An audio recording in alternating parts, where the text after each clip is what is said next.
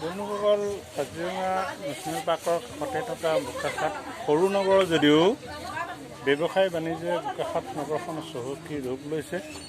এয়া দেখিছে পাট মুগা বিভিন্ন কপাহী কাপোৰেৰে ভৰপূৰ এখন বাণিজ্য মেলা।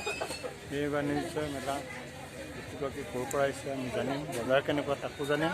তাৰ আগতে মই বিভিন্ন ৰং বিৰঙৰ চাদৰ মেখেলা আপোনালোকক দেখুৱাইছোঁ। এই চাদৰ মেখেলা বোকাখাট নগৰলৈ আহক। 17 তাৰিখলৈকে এই বাণিজ্য মেলা চলি আছে আৰু আপুনিও এটা সংগ্ৰহ। দাদা বজাৰ কেনেকুৱা চলিছে? বজাৰবোৰ ভাল নহয়। বজাৰ ভাল নহয়। কেতিয়াকৈ শেষ হ'ব? এইটো 17 তাৰিখে। 17 তাৰিখে শেষ হ'ব।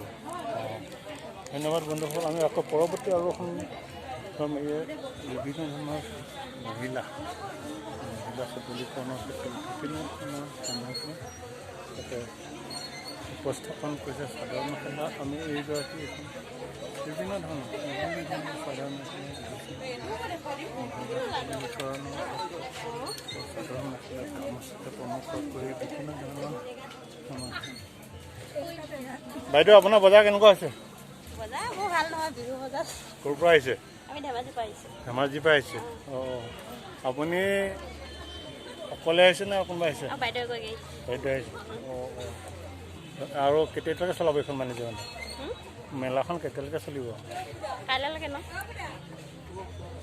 17 তাৰিখলৈকে। অঁ, যিসকল চাই থাক এই মহিলা সবলীকৰণৰ এটা জ্বলন্ত হয়। মহিলাসকল যে পাকঘৰত আবদ্ধ নাথাকি ওলাই আহিছে ব্যৱসায় বাণিজ্য কৰিবলৈ, এই এটা জ্বলন্ত উদাহৰণ।